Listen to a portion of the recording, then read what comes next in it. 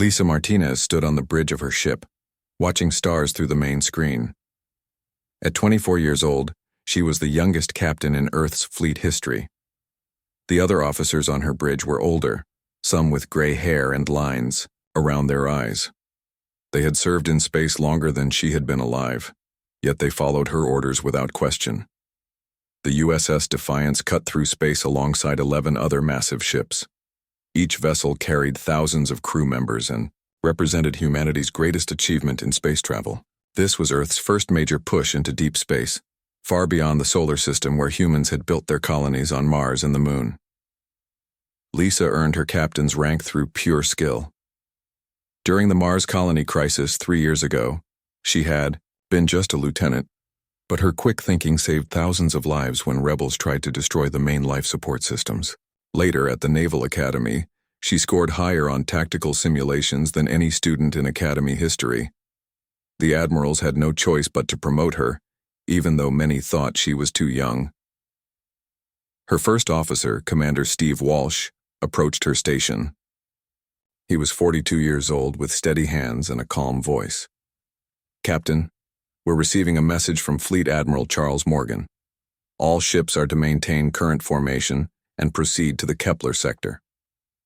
Lisa nodded. The Kepler sector was their destination, a region of space where Earth's long-range sensors had detected unusual energy readings.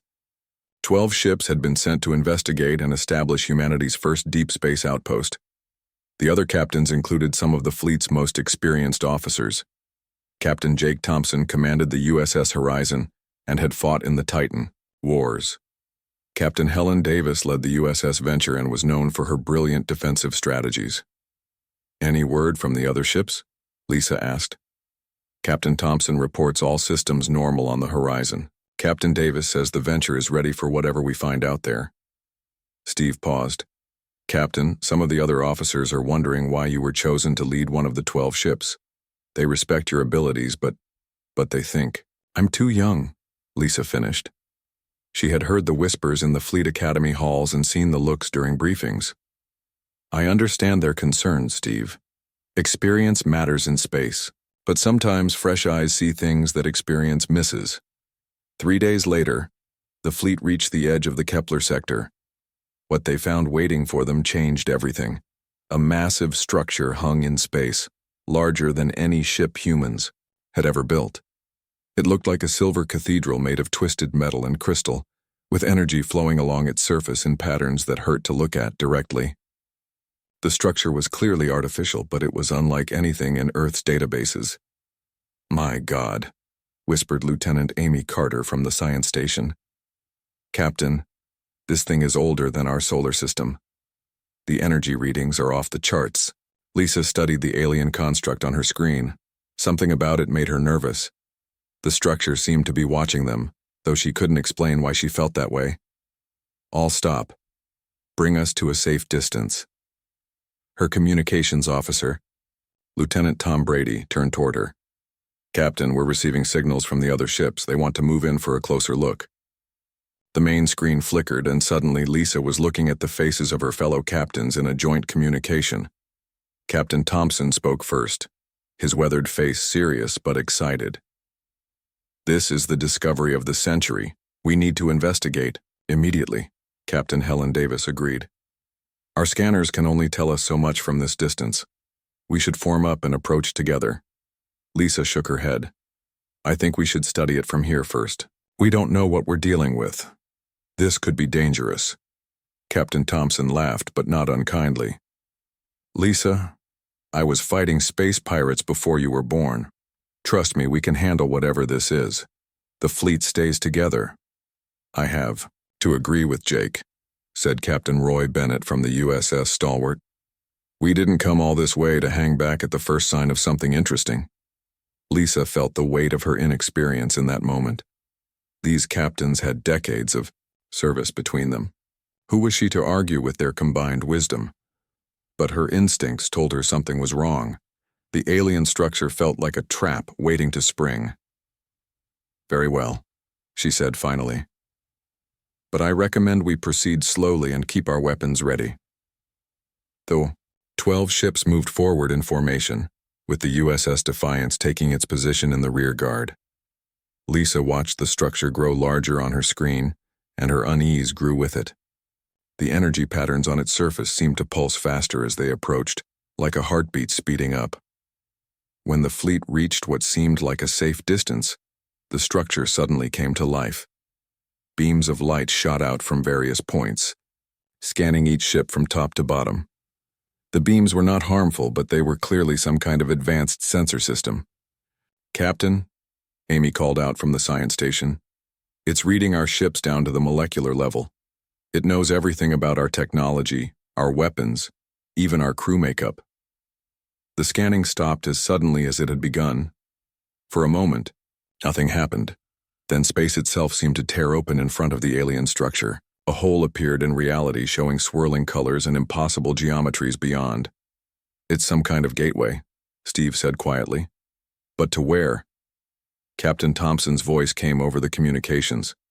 "All ships hold position. We need to..." He never finished the sentence. The gateway expanded and all 12 ships were pulled inside before anyone could react.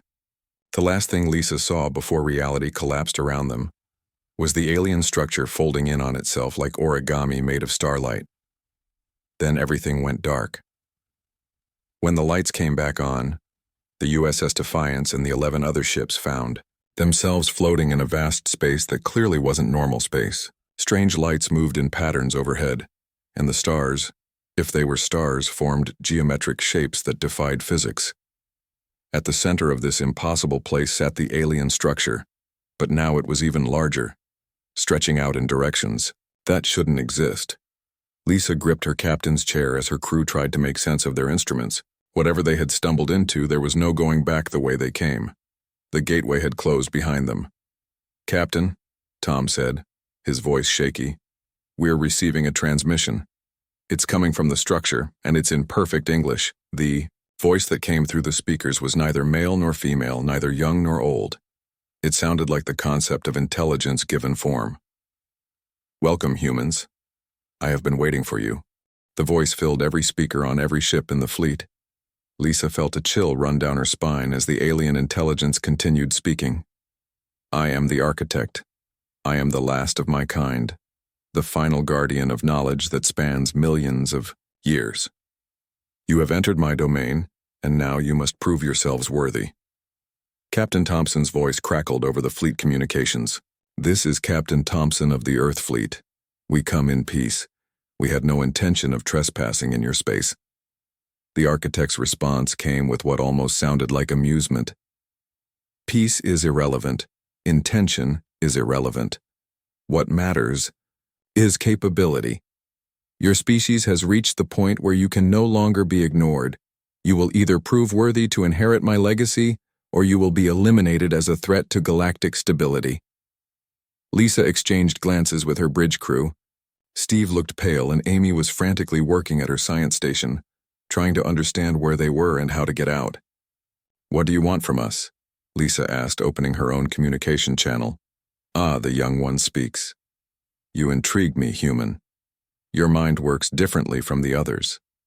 The architect paused. "I want to see if your species can make the choices necessary to wield power responsibly. My civilization achieved technological singularity eons ago, but we made mistakes. We became too removed from life, too focused on pure logic. Before we faded away, we built this place as a test for those who might come after us." The space around them began to change.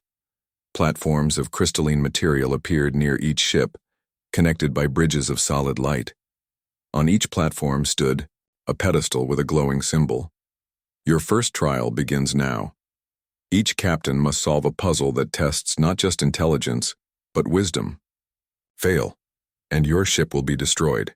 Succeed, and you move to the next level."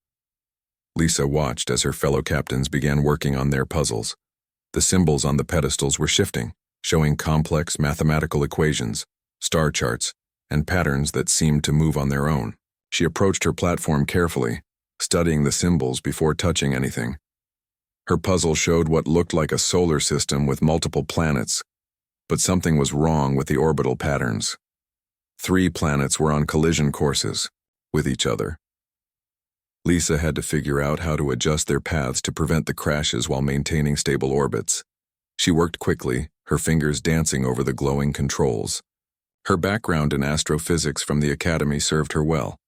Within minutes, she had solved the puzzle, the planets settling into perfect orbital harmony. Around her, she could hear other captains working. Captain Davis was dealing with what looked like a complex resource management problem. Captain Bennett seemed to be working on a puzzle involving genetic sequences.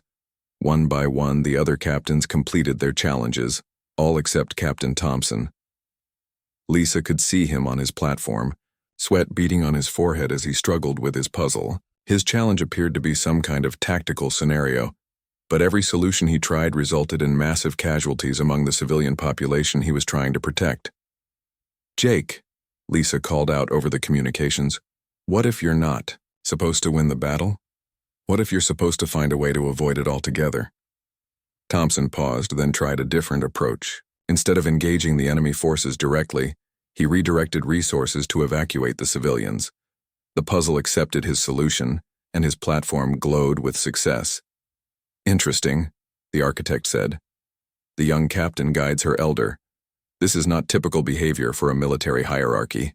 The platforms disappeared, and the ships found themselves in a new environment. This time they were floating above what looked like a massive city built inside a sphere. The buildings defied gravity, growing in all directions like a 3-dimensional maze. "Your second trial is more complex," the architect announced. "You must work together to navigate this city and reach its center. But be warned, the city will test your moral compass.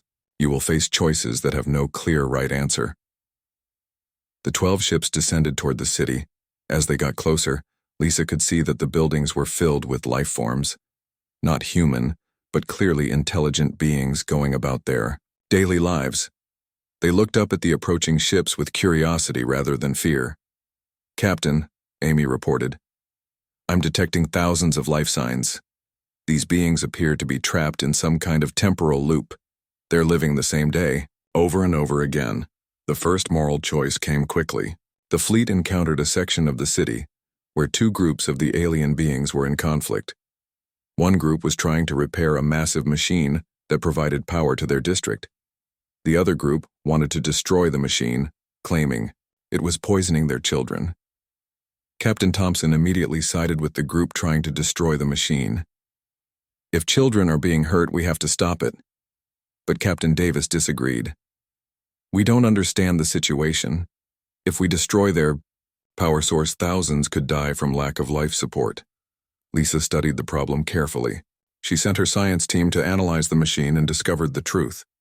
The machine was indeed producing a toxic byproduct, but it was also the only thing keeping the city's artificial atmosphere stable. The solution wasn't to choose sides, but to help both groups find a third option. Working with her engineering team, Lisa designed a filter system that could be attached to the machine. It would remove the toxins while maintaining power generation. She shared her solution with the other captains, and together they helped the alien beings install the filters. The architect's voice echoed through the city. Again, the young captain finds a path that others miss. You begin to understand the nature of true leadership. The trials continued as the fleet moved deeper into the city. Each challenge was more complex than the last. They encountered beings who were starving because their food distribution system had broken down. Instead of simply giving them supplies, Lisa suggested they help repair the system so the beings could feed themselves permanently. When they found a district where the inhabitants were fighting over limited resources, Lisa proposed a trade system that allowed each group to contribute their strengths and receive what they needed in return. By the time they reached the center of the city, the other captains had begun looking to Lisa for guidance. Her youth, which had once seemed like a disadvantage, gave her a fresh perspective on problems that more experienced officers approached with preconceived notions. At the center of the city stood a massive crystal formation. As the ships approached, the architect's voice spoke to them again, but this time it sounded more personal, less distant. "You have done well, humans. Better than most species who have faced these trials. But now comes your greatest test. The crystal before you contains the complete knowledge of my civilization, technology that could make your species gods among the stars. But such power comes with a price. The crystal began to glow, and Lisa could feel something touching the edge of her mind. Images flashed through her consciousness. Cities that spanned, entire planets, ships that could cross galaxies in moments, weapons that could destroy solar systems, the power to create life itself. The price, the architect continued, is that only one of you can carry this burden. The knowledge is too dangerous to be divided among multiple minds. One captain must accept the responsibility for all of humanity's future. One must become the guardian of wisdom that could save or damn your entire species. Lisa looked at her fellow captains on the communication screen. These were good people, experienced leaders who had dedicated their lives to protecting humanity. Any one of them would be a better choice than her. But even as she thought this, she saw something in their eyes. They were looking at her with expectation. Somehow during the trials, she had become the one they trusted to make the hard choices. Before you decide, the architect said, you should know that accepting this knowledge will change you forever. You will gain wisdom beyond your years, but you will also carry the burden of seeing all the ways your species could fail. And there is one more thing you must know. The space around them shuddered and alarms began sounding on every ship. My ancient enemies have found us. The Void Hunters have awakened. They have been waiting for me to reveal myself by choosing a successor. They are coming, and they bring death to all who would inherit my legacy. Through the viewports, Lisa could see shapes moving in the distance. Dark forms that seemed to absorb light, growing larger as they approached. The real test was about to begin. The dark shapes in the distance were unlike anything Lisa had ever seen. They didn't reflect light like normal ships. Instead, they seemed to devour it, leaving holes in space where they passed. Even looking at them through the view screen made her eyes water. Void Hunters, the architect said, and for the first time its voice carried fear. They achieved immortality by consuming other civilizations. They feed on entropy, on the collapse of ordered systems. They have been dormant for millennia, waiting for this moment. Captain Thompson's voice cut through the communications channel. How many are there? More than you can fight with conventional weapons, the architect replied. They number in the thousands, and each of their ships is powered by the death of worlds. Your only hope is to complete the trials before they reach us. Lisa felt the weight of command settle on her shoulders like a heavy blanket. Around her, the bridge crew of the Defiance worked frantically to understand their situation. Amy's hands flew over her science console while Steve coordinated with the other ships. Captain, Amy called out, the energy readings from those ships are impossible. They're not using any form of power we understand. It's like they're running on pure destruction. The architect's voice addressed Lisa directly. Young Captain, you must choose now. The knowledge crystal will bond with one mind, giving that person the power to fight the Void Hunters. But the process cannot be undone. Whoever accepts this burden will be forever changed. Lisa looked at the faces of her fellow captains on the communication screen. Captain Davis gave her an encouraging nod. Captain Bennett saluted her with respect. Even Captain Thompson, who had doubted her from the beginning, was looking at her with something like pride. The trials aren't over, Lisa said. You mentioned a price. What else haven't you told us? The architect was quiet for a moment. When it spoke again, its voice was heavy with ancient sadness. The knowledge comes with memories. All the civilizations I have watched rise and fall. All the mistakes that led to their destruction. You will see the future paths your species might take, including the ones that lead to extinction. The burden of this foresight has driven some minds to madness. The Void Hunter ships were getting closer. Lisa could feel their presence like ice in her bones. Whatever she was going to do, she had to do it soon. There's something else, she said. It wasn't a question. Her instincts told her the architect was still holding back important information. You understand me well, young captain. Yes, there is more. The final trial is not what you think. The crystal does not simply grant power. It requires a sacrifice that will test the very core of your humanity. Before Lisa could ask what that meant, Space around them exploded into chaos. The Void Hunters had arrived in force, their dark ships emerging from what looked like tears, in reality itself. They moved without making sound, but somehow their presence filled the communications channels with a noise like screaming wind. "All ships defensive positions," Captain Thompson ordered, falling back into his role as the most experienced combat commander. Weapons online, but their weapons were useless. The human fleet opened fire with everything they had: plasma cannons, missile arrays, even the experimental graviton beams that could punch through asteroid belts. The energy simply disappeared when it hit the Void Hunter ships, absorbed like water into sand. "They feed on destruction," Lisa realized. "Our weapons are just making them stronger."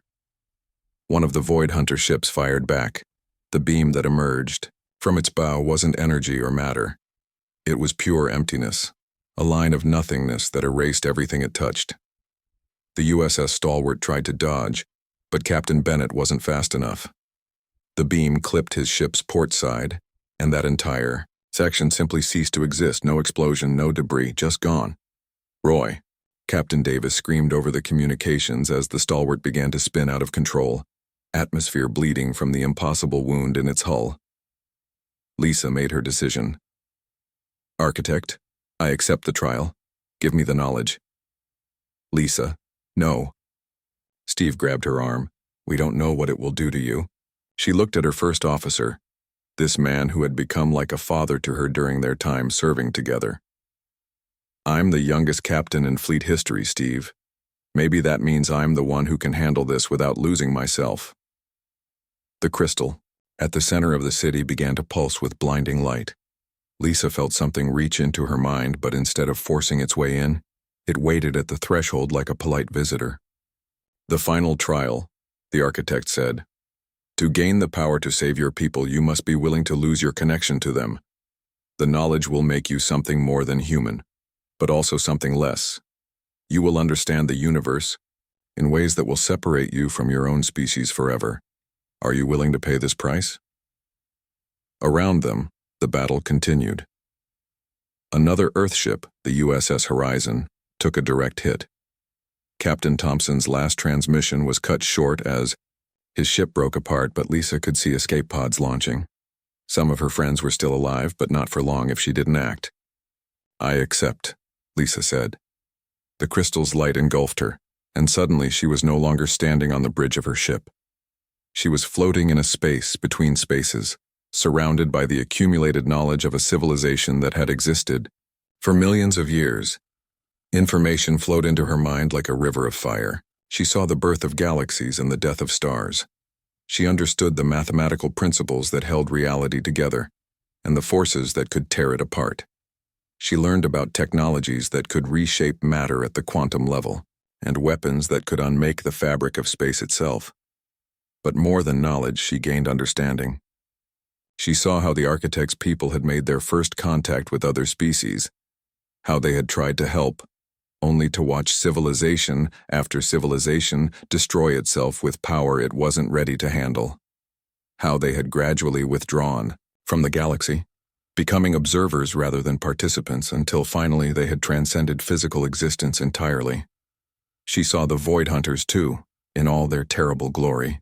They had once been a species much like humanity, curious and ambitious, but they had chosen a different path when faced with their own mortality. Instead of accepting death as part of life, they had embraced entropy as a source of power. They had become living voids, creatures that existed by consuming the order and structure of the universe around them. Most terrifying of all, she saw the possible futures of humanity. Paths where her species became conquerors, enslaving other worlds. Futures where they destroyed themselves in wars over resources. Timelines where they followed the same path as the Void Hunters, becoming devourers of worlds. But she also saw hope. Futures where humanity became gardeners of the galaxy, nurturing younger species and protecting the delicate balance of life. Possibilities where her people became the teachers and guides that the architect's civilization had failed to be. The knowledge settled into her mind like sediment in a still pond.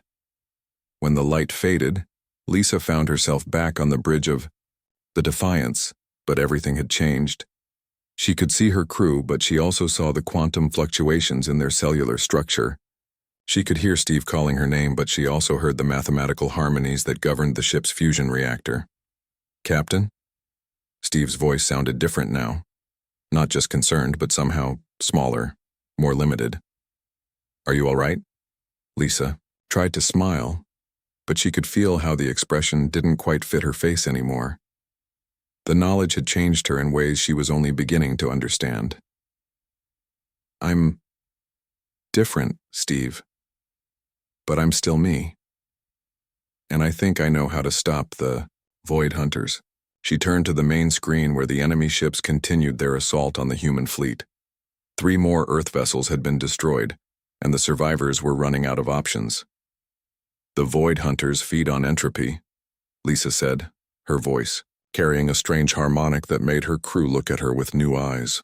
"They grow stronger from destruction and chaos, so we don't fight them with weapons." She moved to the helm station, her hands dancing over controls that she now understood in ways their designers never had. The Defiance began to change, its hull shifting as she applied principles of engineering that humanity wouldn't discover for another 1,000 years. "We fight them with creation."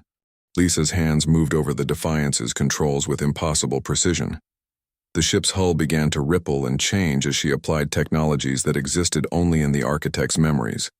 Her crew watched in amazement as their vessel transformed before their eyes. "Captain," Amy whispered from her station, "the ship's energy signature is changing. It's like we're becoming something else entirely." Lisa nodded, her mind processing information on multiple levels simultaneously. The architect's knowledge allowed her to see the battle from perspectives her human consciousness never could have imagined. She could perceive the quantum threads that held matter together, and the probability waves that governed particle interactions. "Steve, open a channel to all remaining ships," she ordered. Her first officer hesitated for just a moment. There was something in Lisa's voice now, a harmonic resonance that hadn't been there before, but he followed her command. "Channel open, Captain." Lisa's voice reached the 8 surviving Earth vessels. Captain Davis on the USS Venture, Captain Bennett on the damaged Stalwart, and 6 other ships that were running low on power and options. "All ships. This is Captain Martinez. I need you to trust me and follow my lead exactly. We're not going to fight the Void Hunters the way they expect." Captain Davis responded first. "Lisa, what happened to you? Your ship looks completely different." "I accepted the architect's knowledge," Lisa said simply. "I know how to stop them, but I need your help. The Void Hunters feed on destruction and chaos. Every time we fire our weapons, we make them stronger, but there's another way." On her screen, Lisa could see the massive Void Hunter fleet closing in. Their ships were beautiful in a terrifying way, like predators carved from living shadow. The largest vessel was easily 10 times the size of an Earth battleship, its hull seeming to bend light around it. "What do you need us to do?" Captain Bennett asked. His ship was badly damaged from the earlier attack, but his voice was steady. "I need you to create, not destroy," Lisa explained. "Focus your energy on building something instead of tearing something down. Use your construction beams, your matter assemblers, anything that creates rather than destroys." Captain Thompson's replacement on the reformed USS Horizon, Commander Linda Scott, sounded confused. "Create what exactly?" Lisa's enhanced perception could see the solution clearly now. The Void Hunters were creatures of entropy, but they existed in a universe that favored creation and growth. They were like bacteria trying to survive in a hostile environment, and she could use that weakness against them.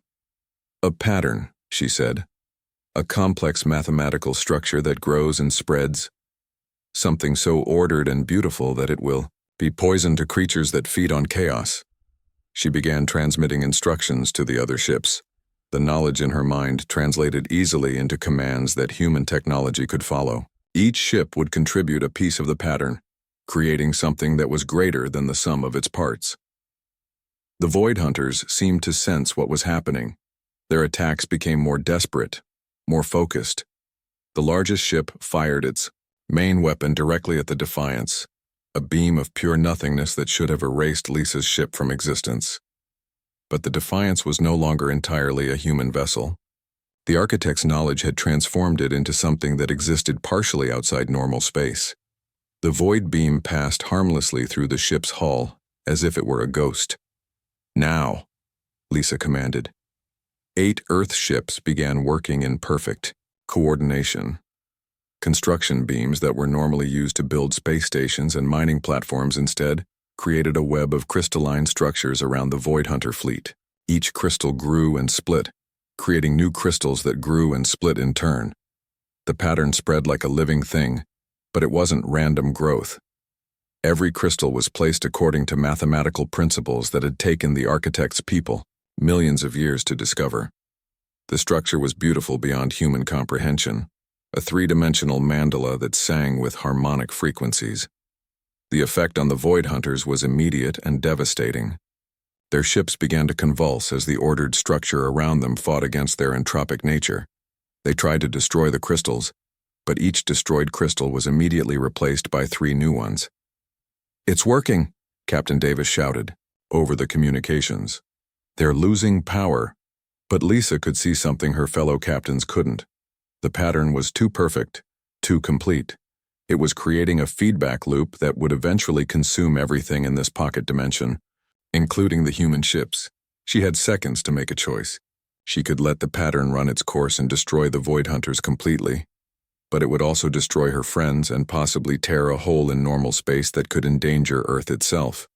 Or she could modify the pattern, making it less effective but safer for everyone.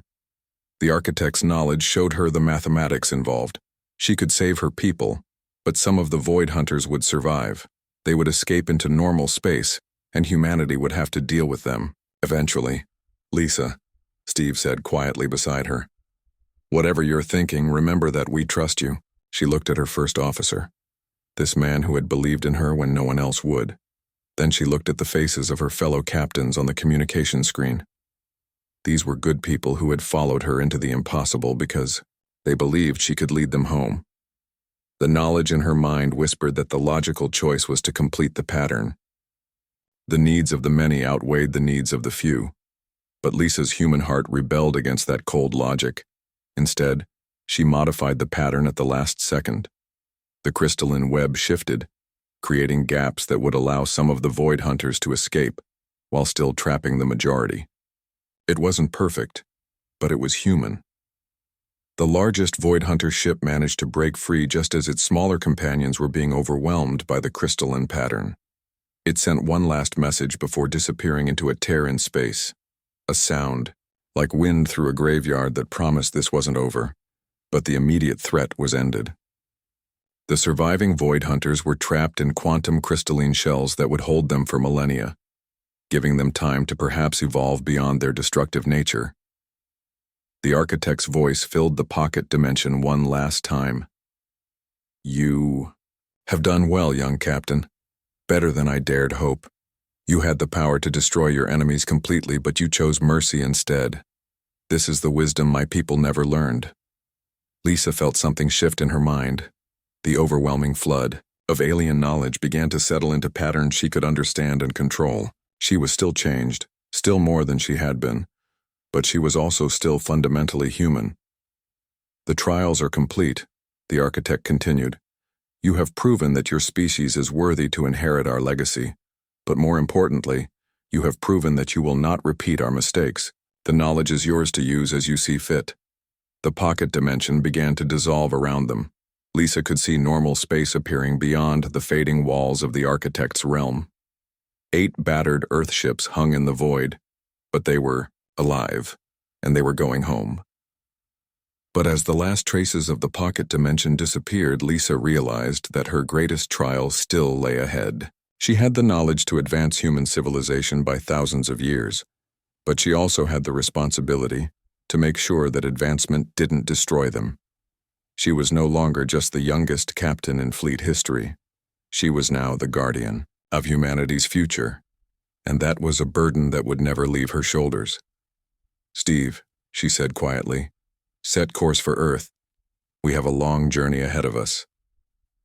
Her first officer looked at her with eyes that held new respect and just a touch of sadness. He could see what the knowledge had cost her, even if she had tried to minimize the price.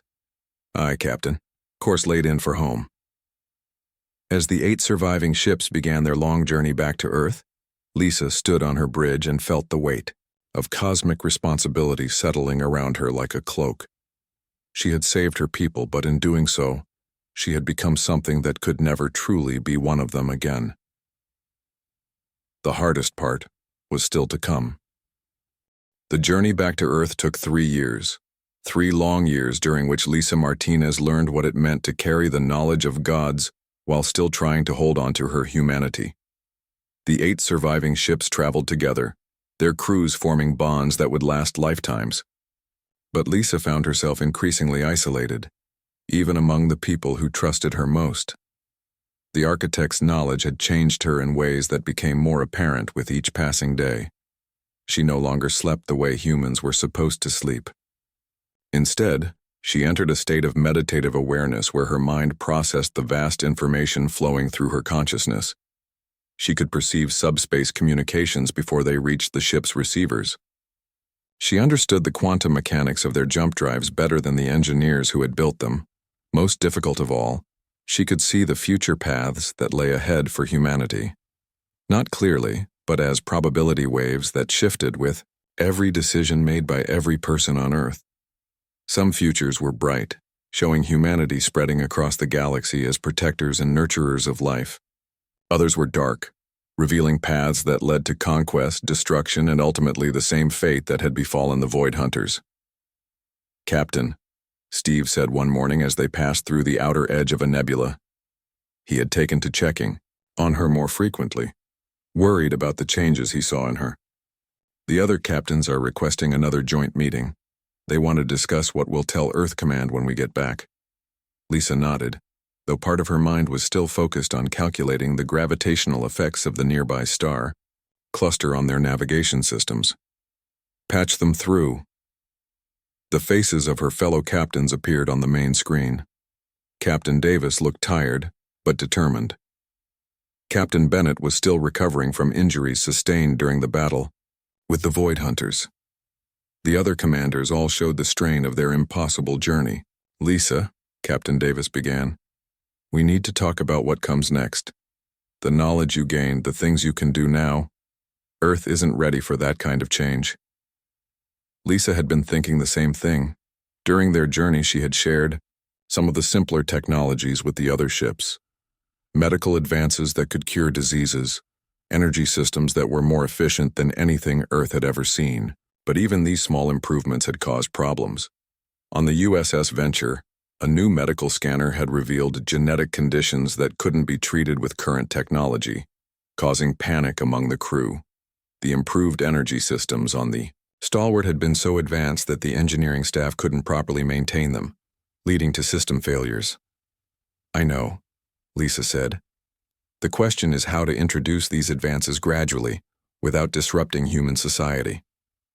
Captain Bennett leaned forward in his chair.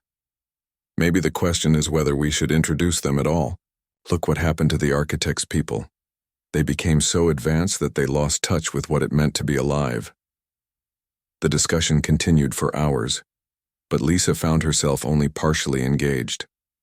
Another part of her mind was focused on a problem she hadn't shared with the others. During the battle with the Void Hunters, she had made a choice to spare some of them. That decision was already creating ripple effects she could see in the probability streams. The escaped Void Hunters would eventually find other civilizations to consume. Some of those civilizations would be eliminated entirely, but others would survive, growing stronger in the process. The galaxy would be a more dangerous place because of her mercy, but it would also be a place where growth and adaptation were still possible. She had chosen an uncertain future over a sterile one, and she would have to live with the consequences. As the months passed, Lisa began documenting everything she had learned. Not the advanced technologies that could reshape matter or bend space, but the wisdom she had gained about leadership, about making hard choices, about the price of power. She wrote about the importance of finding third options when faced with impossible decisions. She detailed the ways that mercy could be more powerful than vengeance. She explained how the greatest leaders were often those who understood their own limitations. Most importantly, she wrote about the danger of losing touch with one's own humanity while trying to protect it. "Captain," Amy approached her one day, as Lisa stood in the ship's observation deck watching the stars. "We'll be entering Earth's solar system in a few hours. Long-range communications are already picking up signals from home." Lisa nodded, though she had known this for days. Her enhanced senses could detect Earth's communication grid from light years away. "How does it feel, Amy, going home after everything we've seen?" The young science officer was quiet for a moment. "Different, Captain. I know I'm the same person who left Earth 4 years ago, but I feel like I've lived several lifetimes since then. I imagine it's even harder for you." Lisa smiled sadly. Amy was closer to the truth than she realized. The knowledge Lisa carried included the memories of the architect's people, which meant she had experienced the rise and fall of entire civilizations. In some ways, she was older than Earth itself. When the 8 ships finally reached Earth, they were greeted as heroes. The families of those who had died mourned their losses, but they also celebrated the return of the survivors. Lisa found herself at the center of attention she didn't want, being hailed as the youngest captain who had brought humanity's first deep space fleet home. The debriefing sessions went on for weeks. Lisa shared what she could with Earth Command, carefully filtering the information to prevent panic or premature technological advancement. She spoke about the alien construct, the trials they had faced, and the threat of the Void Hunters. But she downplayed the extent of the knowledge she had gained.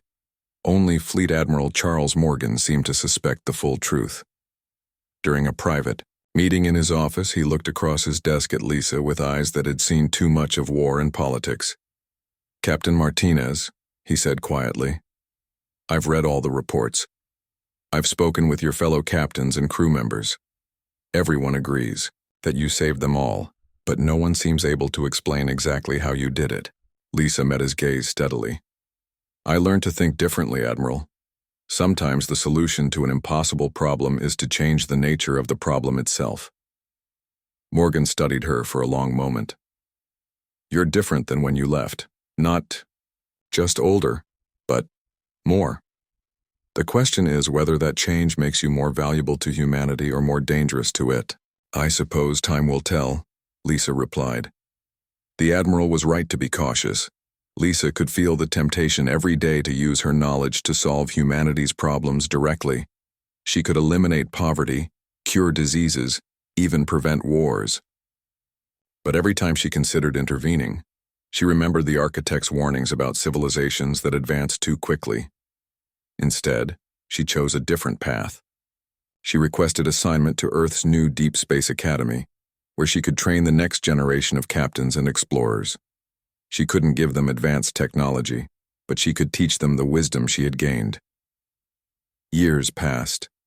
Lisa watched as humanity slowly began to change, not through advanced alien technology, but through the lessons learned by those who had survived the trials. The officers who had served under her leadership went on to command their own ships, carrying with them a new understanding of what it meant to lead with both strength and compassion. The knowledge she carried remained mostly hidden, revealed only in small increments as humanity grew ready for it. Medical advances that appeared to be natural developments of human research, navigation techniques that seemed to be logical extensions of existing technology.